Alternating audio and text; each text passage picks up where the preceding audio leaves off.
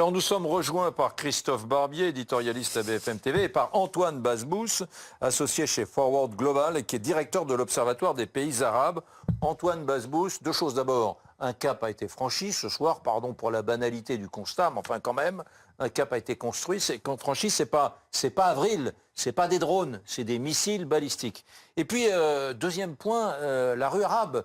On a vu, à Gaza, des gens prendre des photos d'hommes de fer en action, des missiles iraniens arrivant. Et on a vu au Liban également des gens qui tiraient des tirs de Kalachnikov de joie dans le ciel libanais, surtout dans les régions chiites, dans les régions du sud. Bon, on s'y attendait. Hein.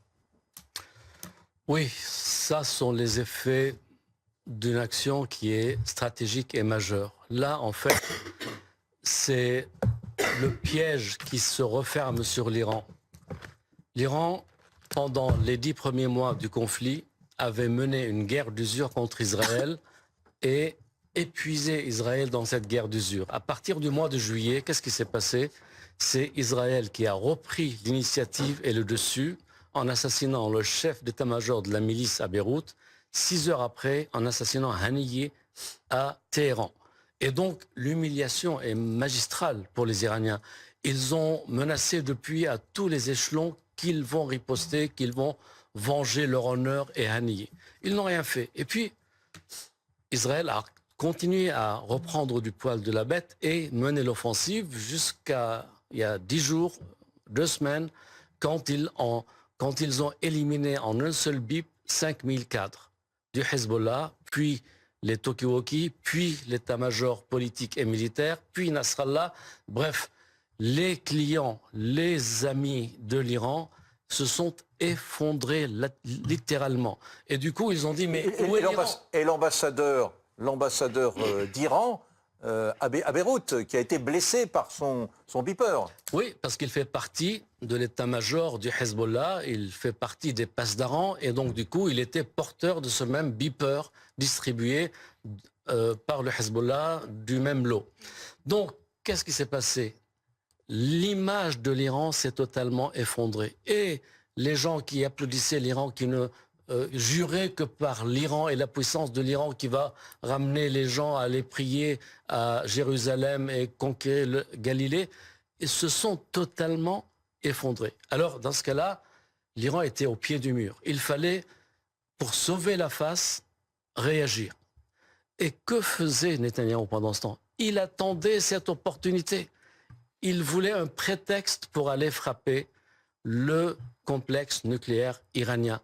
Et à mon sens, il voulait faire ça, et en commençant par le Hezbollah au Liban, pour se prémunir contre des coups de revers pendant qu'il s'occupe de l'Iran, qu'il n'y ait pas beaucoup de missiles qui viennent saturer l'espace aérien. Vous pensez donc que désormais, ce soir, Benyamin Netanyahou a son prétexte pour aller frapper le complexe militaro-nucléaire iranien, c'est ça? Je crois que c'est ça, je l'ai dit depuis longtemps, mais je crois qu'on s'achemine dans cette dynamique-là qui a commencé par éliminer les chefs politiques, militaires, le potentiel dangereux du Hezbollah au Liban, pour pouvoir se tourner vers l'Iran. Ce soir, l'Iran avait deux choix, ou bien continuer à se taire et s'effondrer, et tous ses clients dans la région l'abandonnent. D'ailleurs, il y a beaucoup de gens à Beyrouth qui ont dit mais c'est de la trahison. Ils nous ont vendus aux Américains. Ils ne veulent pas faire la guerre, ils ne veulent pas nous aider. Ils nous ont envoyés au charbon et ils se sont retirés en nous vendant à petit prix. Et donc pour l'honneur, la crédibilité, il fallait riposter, il fallait réagir. Et Netanyahou avait besoin de cette réaction comme prétexte pour aller les frapper. Il y a des circonstances très importantes. C'est que nous sommes à 5 semaines des élections américaines. Et pendant ces 5 semaines, vous avez les États-Unis qui ne vont pas dire non à Netanyahou. Et Netanyahou mène les Américains par le bout du nez, surtout contre l'Iran. Et d'ailleurs, eux ne sont pas d'accord pour avoir un Iran nucléarisé. Or, l'Iran s'approche à grands pas du seuil nucléaire. L'Iran a la bombe atomique, là? L'Iran n'a pas la bombe atomique? Non, mais il s'en approche. J'ai l'impression que ça fait des années qu'on dit ça, qu'il s'en approche. On sait que la Corée du Nord, là, ça y est, là, pas l'Iran. L'AIEA a dit qu'ils sont en train d'enrichir de l'uranium au-delà de 60%. Donc c'est pas la presse, c'est l'AIEA, l'agence, et en plus l'AIEA n'a plus accès... De l'énergie atomique. N'a plus accès au site, ne peut plus faire ses inspections. Du coup, tout ça se tient. Et je crois que c'est ça le schéma qui se présente. Je suis désolé, je vous relance tout le temps. En télévision, on nous apprend de distribuer la parole, mais comme vous êtes de couper les gens. Oui, c'est vrai. Voilà. Je suis odieux. Antoine Bazbous. C'est vrai, dit-il. Antoine Bazbous. On s'est tous installés dans l'idée que l'opération menée par Israël des beepers, des talkie-walkie, a éradiqué, c'est la formule, a réédiqué les cadres du Hezbollah. Soyons plus précis. 5000 blessés, mais on ne peut pas dire que voilà, c'est pas 5000 personnes qui sont définitivement hors de combat. Non, mais... Bon, au-delà de dimension symbolique, aujourd'hui, est-ce que le Hezbollah est vraiment détruit, dégradé par cette opération? Alors, à qui ont été distribués ces beepers? On l'a vu avec l'ambassadeur d'Iran. 2 fils de députés du Hezbollah sont morts de ça. 2 fils du patron du renseignement du Hezbollah ont été blessés par ces beepers. Ces beepers n'ont pas été distribués aux boulangers du coin. Ils ont été distribués, réservés aux cadres. Bien. Et dans le journal du Hezbollah, il y a 4 jours maintenant, il a été écrit la chose suivante. Nous aurons 3000 cadres qui vont subir 12 opérations sur 5 ans. Donc voilà, très bien. Ce sont des faits, et ce sont des faits qui parlent, pas besoin d'interprétation. Une information importante par rapport à ce que vous disiez sur la fenêtre de tir pour Israël avant l'élection américaine, le rôle que pourraient jouer les Américains. Ulysse Gosset, on apprend à l'instant que Washington, alors vous allez nous dire ce que ça veut dire exactement, dit vouloir coordonner avec Israël une réponse après cette attaque de l'Iran. Oui, c'est très important parce qu'il faut se souvenir qu'en avril dernier, Joe Biden avait tout fait pour empêcher une riposte massive d'Israël contre l'Iran après la fameuse attaque de drones, quelques 300 à 350 drones, missiles de croisière et missiles logistiques. Donc, et même si Netanyahou, comme ça a été dit très justement, n'en fait qu'à sa tête, il avait quand même entendu ce que lui demandaient les Américains, c'est-à-dire vous pouvez riposter, mais avec certaines limites. Et qu'avait fait Israël à l'époque? Israël avait frappé une base aérienne autour d'Ispahan. Ispahan, c'est une ville très belle importante. Ville iranienne. Oui, c'est une ville, mais c'est surtout la ville qui contient un certain nombre d'industries nucléaires qui servent à fabriquer justement le programme iranien permettant à terme d'acquérir la bombe atomique. Mais les Israéliens n'avaient pas frappé ces sites d'installation nucléaire, ils avaient frappé à l'extérieur d'Ispahan. C'était une forme de menace, d'avertissement, pour dire la prochaine fois, attention, on pourrait aller plus loin. Cette fois, il est clair que les Israéliens parlent de la plus grave attaque, une attaque sans précédent, on a entendu le porte-parole, donc ça implique une riposte à la hauteur de cette attaque sans précédent. Et qu'est-ce que peut être la cible? Alors il peut y avoir des cibles au Proche-Orient, il peut y avoir des cibles en Syrie, il peut y avoir des cibles en Irak, il peut y avoir des cibles toujours au Sud-Liban contre le Hezbollah, mais il peut y avoir aussi des frappes en Iran, ce qui serait évidemment un degré de plus franchi dans l'escalade. Et est-ce que les Israéliens ont envisagé de frapper justement les sites de fabrication de la bombe, les fameux sites de centrifugeuses qui sont enterrés dans des sous-sols très profonds dans les montagnes de l'Iran? C'est la grande question. Et sans doute, lorsque la Maison-Blanche dit « nous voulons coordonner avec Israël », c'est justement pour prendre la mesure de cette riposte. Parce qu'on imagine bien que si Netanyahou... calmer les ardeurs? Probablement. Oui. Parce que si Netanyahou décidait d'attaquer, je dirais, le complexe militaro-industriel iranien chargé de fabriquer la bombe, ça donnerait une dimension complètement nouvelle et un changement radical au Proche-Orient. Et c'est là, quand on parle de guerre totale, que la vraie menace est là.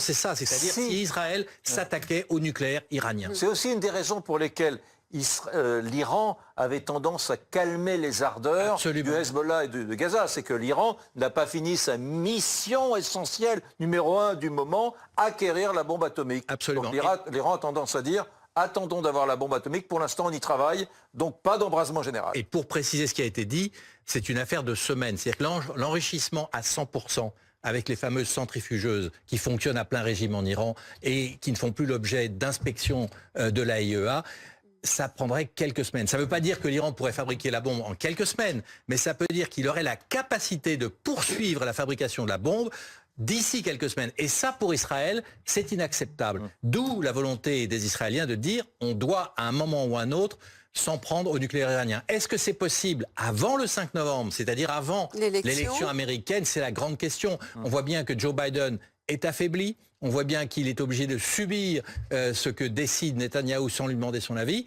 Et donc, la volonté, très certainement, de la Maison-Blanche aujourd'hui, c'est d'essayer de préserver les choses pour qu'il n'y ait pas une déflagration considérable avant le 5 novembre qui pourrait avoir évidemment un impact majeur sur l'élection présidentielle. Nous allons partir à Washington. Nous, on est l'après-midi là. Nous allons retrouver Antoine Eulard, correspondant de BFM TV à Washington DC. Antoine Eulard, bonsoir. J'imagine que vous avez l'information. Donc les Américains souhaitent coordonner une réponse avec Israël.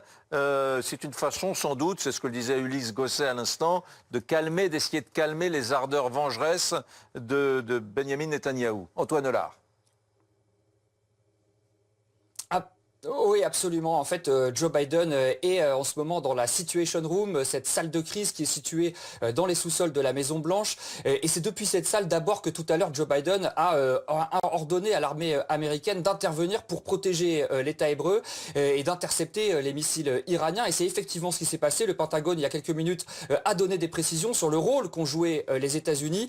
Le Pentagone indique que 2 navires américains ont participé à cette opération et ont tiré une douzaine de missiles antibalistiques. On imagine donc qu'ils ont abattu une douzaine de missiles iraniens, mais le Pentagone ne précise pas si les tirs américains ont vraiment atteint leur cible. Alors c'est vrai qu'il y a un très gros déploiement militaire américain dans la région depuis quasiment un an, depuis que Israël a été attaqué par le Hamas le 7 octobre dernier. Il y a 40 000 soldats américains qui sont déployés, il y a un porte-avions, il y a une douzaine de navires de guerre, des escadrons d'avions de combat. Tout cela permet donc de défendre Israël, mais aussi d'envoyer un message à l'Iran, une façon de montrer les muscles, une façon de dire à l'Iran n'essayez même pas de lancer une guerre directe et totale contre Israël, parce qu'à ce compte-là, vous aurez face à vous toute la puissance de feu américaine. Et puis en parallèle de tout cela, vous l'évoquiez effectivement, la diplomatie américaine s'active en coulisses pour essayer de retenir un peu Benjamin Netanyahou et éviter que la réplique israélienne soit trop massive, pour éviter qu'il y ait un embrasement régional, une guerre totale, une guerre entre Israël et l'Iran. Ça, c'est la partie la plus difficile peut-être pour Joe Biden, parce que vous l'évoquiez, Benjamin Netanyahou reste sourd aux pressions américaines et Joe Biden est totalement impuissant, incapable de le faire changer d'avis. Donc on voit que les États-Unis sont toujours dans cette position un peu d'équilibriste entre d'un côté le soutien militaire à Israël, soutien inconditionnel, et en même temps la volonté d'apaiser les tensions. Merci beaucoup Antoine Eulard en direct de Washington. Christophe Barbier, que peut faire la diplomatie française face à ce risque d'embrasement? On repense aux mots cet après-midi du Premier ministre lors de son discours de politique générale qui, malheureusement, une fois de plus, semble un peu en décalage avec la situation à laquelle on assiste ce soir. Ah oui, c'est même un discours qui a été immédiatement caduc, pour reprendre un adjectif qui a eu son heure de gloire au Proche-Orient. Il y a quelques jours, à l'Assemblée générale de l'ONU, Français et Américains réclamaient un cessez-le-feu de 21 jours au Liban. Si cessez-le-feu il y avait eu, il n'y aurait pas eu l'élimination du chef du Hezbollah. Il n'y a pas eu une minute de cessez-le-feu. Il y a un peu plus de 24 heures, il y a 30 heures, Jean-Noël Barrot, sur place au Liban, demandait à Israël de ne pas mettre les pieds sur le territoire libanais. On a eu des opérations terrestres ce matin. Donc c'est un théâtre de guerre qui échappe à la bonne volonté, ou du moins au discours d'apparence des chancelleries occidentales qui savent bien qu'elles n'ont pas la main sur les événements là-bas. Remontons un peu le temps. Je me souviens de l'expression de François Mitterrand quand on était au bord de la guerre du Golfe, la première. C'était pas l'Iran, c'était l'Irak, le grand ennemi. Il parlait de logique de guerre. Mitterrand avait passé l'automne à dire « nous pouvons encore enrayer la logique de guerre ». Là, on voit bien que la logique est beaucoup plus forte que la parole diplomatique ou l'action diplomatique des Occidentaux. Ça s'était terminé par l'attaque de janvier 91. À l'époque, Saddam Hussein avait envoyé, si je me souviens bien, 39 Scud sur Israël en 2 ou 3 semaines. Et c'était déjà un émoi international incroyable. Et on parlait déjà d'escalade vers une guerre totale. Là, nous sommes à 200 missiles balistiques. Il y avait 300 engins volants au mois d'avril. Donc regardez comment la dimension des problèmes et du risque a pu se décupler en une trentaine d'années. Donc en effet, la question maintenant principale ce soir, c'est est-ce qu'Israël va essayer de faire d'une pierre deux coups, ou d'une riposte deux stratégies. Une riposte pour clore ce chapitre mort de Nasrallah, attaque iranienne et riposte israélienne. Comme au 13 avril, il y avait une sorte de jeu de 3 pas comme ça entre Israël et l'Iran. Ou bien est-ce qu'Israël va plus loin et se dit c'est le début d'autre chose, c'est le début de l'élimination du potentiel nucléaire iranien, ou du moins du retard. On se redonne 2 mois, 6 mois, 2 ans avant que l'Iran soit au bord de la bombe. Est-ce que les militaires, les politiques d'Israël vont faire ce choix-là ce soir? Ce qui, du point de vue de Netanyahou, serait une manière, certes, de faire courir un risque à toute la région, ça peut embraser toute la région, mais de faire un peu des poupées gigognes avec ses guerres.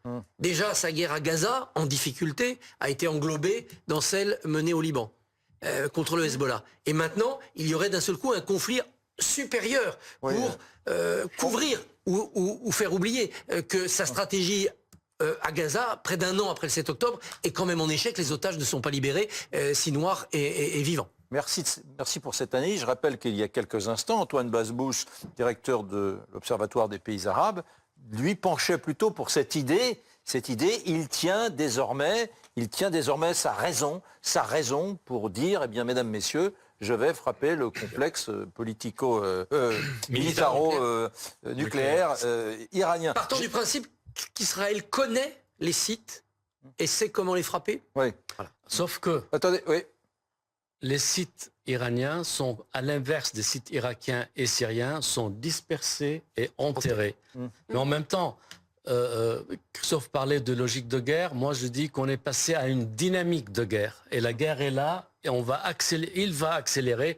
Israël est maintenant à l'offensive. À mon avis, il saisit le momentum américain, le momentum d'une année après Gaza, du succès contre le Hezbollah pour aller achever Et puis, il y a l'affaire en Iran. Il y a un autre sujet qu'on va traiter dans une seconde. C'est que j'ai le sentiment quand même que ce Netanyahou, qu'on disait politiquement très fragile au lendemain du 7 octobre, a maintenant, avec ses actes de fermeté, de virilité politique, et puis de fermeté même vis-à-vis du Hezbollah, vis-à-vis du Hamas à Gaza, vis-à-vis de l'Iran, il est en train de se construire une certaine popularité. On va y venir dans un instant. Vous allez affirmer ou pas? Non. C'est l'heure du tease. Oui, non, c'est pas teasing, tease. ça. On va aller à Haïfa, où notre envoyé spécial Claire Dibou se trouve. On est un peu plus au nord, là, maintenant, d'Israël. Claire Dibou. Clémence Dibou, pardonnez-moi, Clémence. Et le calme est quand même revenu. J'imagine que la vie a repris ses droits ce soir, cette nuit, à Haïfa. Oui, parce que l'armée israélienne a expliqué bien que désormais les Israéliens pouvaient quitter leurs abris et que cette attaque iranienne, à ce stade, elle était terminée. Pourtant, bien que Israël soit habitué à ce genre d'attaque, soit préparé pour cela, avec des abris, une population préparée, on a senti beaucoup de fébrilité ce soir un peu partout dans le pays. En fait, on a senti la tension monter quand on a vu plusieurs annonces. Les Israéliens autour de nous ont eu besoin d'appeler leur famille, savoir si tout le monde allait bien. Et puis la communication de l'armée israélienne qui a expliqué que ce soir, tous les Israéliens devaient rester, enfin les Israéliens qui étaient concernés par les alarmes devaient rester à proximité des abris. Ça, déjà, c'est inhabituel. Ensuite, certains ont carrément reçu un message téléphonique en leur disant attention, restez vraiment près d'un abri. Et puis, cette demande du gouvernement américain à ses employés au consulat de Tel Aviv, de rester dans les abris avec leur famille. Donc, c'était quand même des mesures inhabituelles. Il y a des bases militaires qui avaient été évacuées par prévention. Et puis, cette attaque est passée. Il y a eu dans le ciel beaucoup d'interceptions. Le dôme de fer est rentré en action. Il y a beaucoup de personnes qui, comme elles étaient chez elles, ont pu capturer des images. Les images ont mis sur les réseaux sociaux. Beaucoup d'activités dans le ciel. Et ce soir, le calme qui est revenu pour l'instant, en attendant peut-être éventuellement une nouvelle attaque, une nouvelle riposte. Merci beaucoup Clémence Dibou et merci à Baptiste Keïta qui est avec vous sur place. Va-t-on vers une riposte israélienne dès ce soir? C'est la grande question de ces prochaines heures.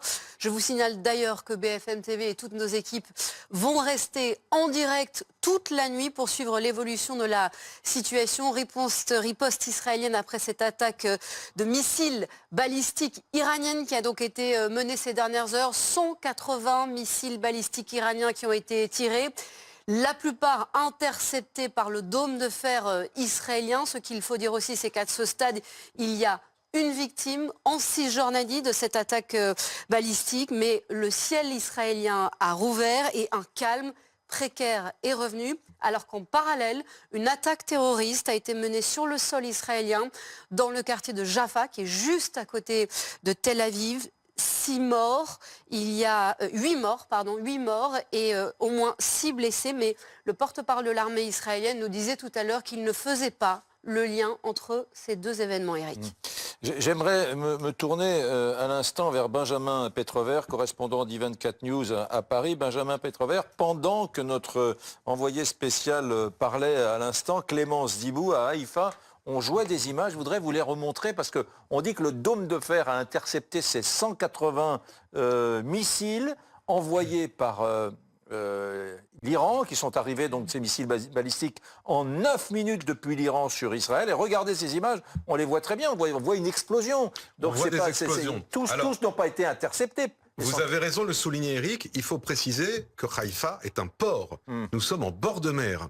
Et il y a donc, lorsque le dôme de fer calcule qu'il n'y a pas un risque sur les populations d'un tir de missiles qui leur tomberait dessus, eh bien, le dôme de fer ne réagit pas. Et en l'occurrence, je pense que les missiles qui tombent, je pense qu'en fait, c'est un impact avec la mer.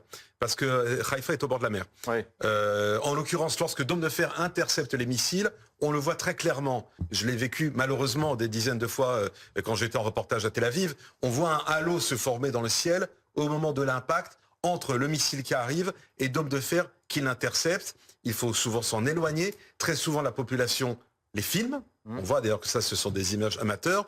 Or, c'est surtout ce qu'il ne faut pas faire.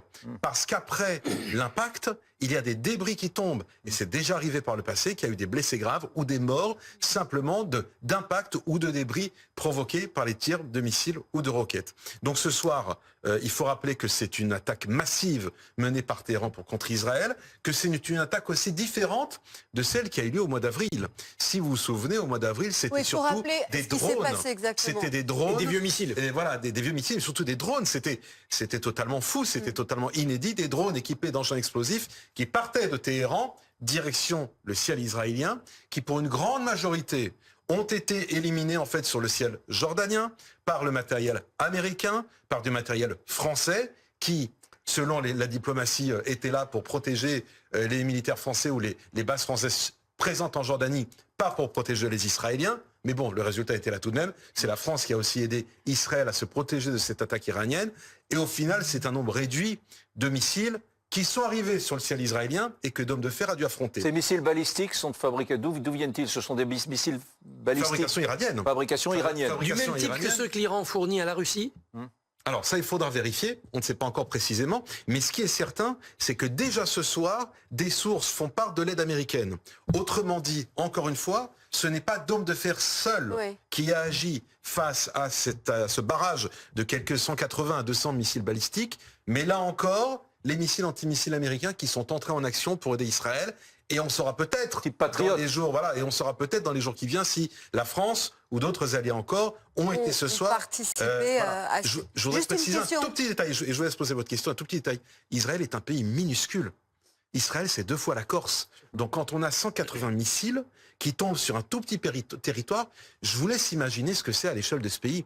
C'est un pays tout entier qui a été recouvert ce soir. Il faut le préciser. Mais la petite taille permet le dôme de fer. Oui. Oui. Voilà. Aussi. Oui. On est d'accord que pour l'instant, Benyamin Netanyahou n'a pas dit un mot. Pas de réaction. Je n'ai pas de communiqué à l'heure actuelle. Pas de prise de parole Benjamin prévue à ce Netanyahou. stade. Il me semble, j'ai cru voir passer que le QG israélien était actuellement justement réuni, ou s'est réuni il n'y a pas très longtemps, donc c'est à Tel Aviv. Ouais. C'est là où lieu d'ailleurs régulièrement les manifestations, pour rappeler à la fin de la guerre à Gaza. Et sans doute, et en ce moment même, décidé par Benjamin Netanyahou et le cabinet de guerre, la riposte. On rappelle tout à l'heure qu'un communiqué de Tsahal faisait part aux chaînes de télévision israéliennes d'une riposte cette nuit. Riposte dit la phrase au Moyen-Orient, on ne sait pas où, mais qu'Olivier Rafovitch, que nous avons eu à l'antenne, nous a dit « je ne vais pas vous dire où, quand, comment », mais il semblerait que la réponse israélienne soit immédiate. Antoine Bazbous, regardons un peu la situation personnelle, politique de Benyamin Netanyahou, qui était assez chaotique et assez fragile. au lendemain du 7 octobre, souvenez-vous, ces députés, ces oppositions très vigoureuses, il y a toujours des oppositions contre Netanyahou, mais on a presque le sentiment qu'elles se sont un peu apaisées et qu'aujourd'hui, dans la société israélienne, il y a des gens qui disent « Bon, Netanyahou, je ne suis pas tout à fait d'accord avec lui », et puis qui, de façon peut-être un peu plus intime et un peu plus personnelle, pensent au contraire qu'il fait le travail avec le Hamas, qu'il fait le travail avec le Hezbollah, qu'il est en train de faire le travail, qui sait, si votre théorie est juste, en trouvant un prétexte pour aller frapper le complexe militaro-nucléaire de l'Iran. Donc finalement, il n'est peut-être pas si impopulaire que cela, ce Netanyahou en Israël. Aujourd'hui, il a fait sa remontada. Généralement, en Israël, quand un Premier ministre, sous son règne, son mandat, il y a des choses si importantes que le 7 octobre, il y a une démission rapide, gouvernement d'union nationale, commission d'enquête, ainsi de suite. Donc, il a absorbé le choc. Et là, il a fait sa remontada. Je ne connais pas les sondages en Israël, mais je n'ai pas le sentiment qu'il soit aujourd'hui menacé par quoi que ce soit, par qui que ce soit. Il a élargi sa base sociale, son gouvernement, et surtout, en face, il n'y a pas d'hommes de son acabit, de son calibre. Ils sont pâles, ils sont de bons généraux, ils sont de bons politiques, mais je ne vois pas une personnalité qui occupe l'espace, qui a un savoir-faire diabolique quelque part, pour parler aux uns, aux autres, manœuvrer. D'ailleurs, en frappant le Hezbollah au Liban, il a parlé des otages, parce qu'il sait qu'une partie de son opinion publique est extrêmement sensible aux otages, alors que c'est un autre sujet. Donc il est très habile, et maintenant il a fait sa remontada, et il est en train de regagner en quelque sorte son aura. Sur l'opinion publique, qu'est-ce que peut penser l'opinion publique iranienne, dont on parle si peu de ce qui est en train de se jouer en même temps? Est-ce qu'on le sait? D'abord, comment peut-on mesurer cela? Eh bien, on voit qu'à Téhéran, aujourd'hui, il n'y a plus de femmes qui portent le voile, alors qu'il est obligatoire, à part les fonctionnaires et les policières. Donc le défi qui a été lancé il y a 2 ans a porté ses fruits. Donc de ce fait, c'est un affaiblissement du régime. Il n'arrive pas à appliquer cela, premièrement. Deuxièmement, le régime est extrêmement frileux. Il ne tolère rien. Il a peur de tout le monde. Il est répressif. C'est un signe d'inquiétude. C'est un signe qu'il n'est plus populaire. Et c'est un régime qui a vieilli, 45 ans de République islamique, de sanctions, un millefeuille de sanctions. Les gens crèvent la dalle. C'est un pays riche avec des gens intelligents. Il y a des avions qui sont cannibalisés parce qu'il n'y a plus de pièces détachées, de rechange. Ça tombe toutes les semaines, il y a des avions qui tombent. Que deviennent les infrastructures en Iran? Rien du tout. Bref, c'est un pays qui, entre les mains des mollahs, a été ramené des décennies en arrière par rapport à ce qu'il était à l'époque du Shah. En revanche, ils ont étendu l'influence de l'Iran à l'échelle régionale et créé le croissant chiite de la Caspienne à la Méditerranée. Le conseiller d'un ancien président disait « Nous contrôlons 4 capitales arabes ». Et c'est vrai. Mais aujourd'hui, c'est le temps du reflux. Damas, Beyrouth, quels sont les Bagdad et Sanaa. Ah oui, Sanaa. Plus les Palestiniens, Hamas et Djihad islamique. Donc voilà, c'est l'époque du reflux. C'est l'époque où les gens ouvrent les yeux, voient que l'argent, le peu d'argent est distribué à l'étranger pour exporter la révolution, et alors que les Iraniens, eux, ne sont pas bien logés. Est-ce que frapper l'Iran, comme s'apprête à le faire Israël, cette nuit ou plus tard, peut resserrer cette société qui est tellement divisée? Je ne le pense pas. Je pense que c'est une opportunité. Si la frappe est sévère et humiliante, je crois que le régime peut tomber. Peut tomber. Les Iraniens sont des patriotes, sauf qu'ils subissent ce régime depuis tellement longtemps qu'ils combattent sans réussir à l'évincer. Rappelez-vous, en 2019, la doctrine de Soleimani, c'est le général qui a été assassiné par les Américains, c'est dès lors qu'il y a une contestation, qu'est-ce qu'ils font? Coupent Internet, ils répriment à mort, ils tirent, mais sans compter, pour que la contestation ne passe pas d'une ville à l'autre, d'une région à l'autre. Donc c'est un régime qui ne vit que par la répression et non pas par l'adhésion. Il a affaibli son peuple. Le régime est très riche, les mollahs sont très riches. Ils ont répandu, ils se sont... Mais donc cette leur attitude influence à l'échelle régionale, mais ils ne belliqueuse sont pas... n'est pas de nature à raviver la fierté nationale et à ressouder cette population. La si j'ai bien compris. population n'est pas pour les mollahs. D'accord. N'est pas pour les mollahs. Il n'y a pas d'adhésion, il y a la répression. C'est comme ça que le régime tient. Revenons sur ce Netanyahou. Vous connaissez bien, je le rappelle, Benjamin Pétrevert, vous qui êtes correspondant d'I24 News à Paris, vous connaissez bien la société israélienne pour y avoir fait de très nombreux reportages. C'est fascinant. C'est fascinant, pour reprendre ce que disait Antoine Basbous, que Netanyahou ait résisté au lendemain du 7 octobre où on ne parlait que de commission d'enquête, on ne parlait que de compromission des élites politiques. Souvenez-vous, Netanyahou, c'est vous qui avez contribué à armer le Hamas, etc. Bon, voilà. Et en réalité, il s'en est sorti. Il y a eu une phase où il a été très impopulaire, puis impopulaire, et puis un peu moins impopulaire. Et on a l'impression qu'aujourd'hui, il y a une espèce d'accord, tacite, même avec les oppositions qui ne sont pas très vigoureuses, c'était rappelé à l'instant par Antoine Basbous, il mène la guerre, on le laisse faire, et j'irai même plus loin, il se débrouille pas mal. Je parle de la rue israélienne. Vous savez, ce n'est pas un hasard si Benjamin Netanyahou est le Premier ministre à la longévité la plus grande de l'histoire de l'État d'Israël. Quasiment 20 ans, je crois qu'on a 17 ans, quelque chose comme ça, de mandat de Benjamin Netanyahou, si on cumule les trois périodes, celle dans les années 90, celle au début des années 2000, qui s'est arrêtée par une très courte année du duo Lapid-Bennett, et puis le retour ensuite de Netanyahou, qui a fait plus que David Ben-Gurion. Ouais. C'est vous dire, oui, son habileté à satisfaire l'ensemble de la population israélienne, et y compris satisfaire les opposants. Antoine Basbous avait raison de le rappeler dans ses récents discours. Il a en permanence mentionné, notamment la tribune de l'ONU, la situation des otages. Pourquoi le fait-il?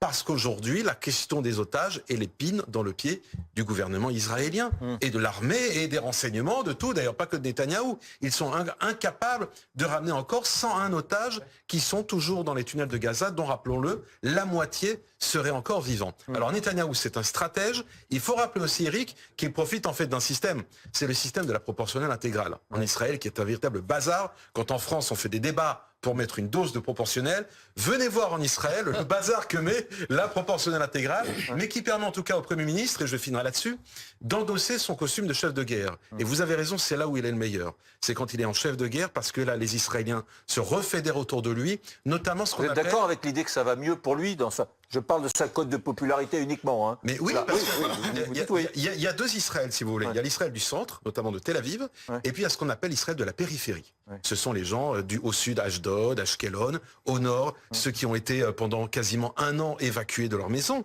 60 à 80 000 personnes pendant un an qu'on a logé dans des hôtels à Ils sont derrière Bibi parce qu'ils le vivent comme un chef de guerre. Oui. Ils se sentaient abandonnés. Et là, maintenant qu'il a lancé l'opération au sud Liban, il est en train de leur envoyer le message « Israéliens, je vous ai compris ». Et évidemment, ça redonne sa popularité et ça satisfait une grande partie de la population. Mesdames, messieurs, que se passe-t-il à 21h49 minutes et 45 secondes en général? Eh bien, on rappelle les faits à ceux qui n'étaient pas avec nous au début de cette émission.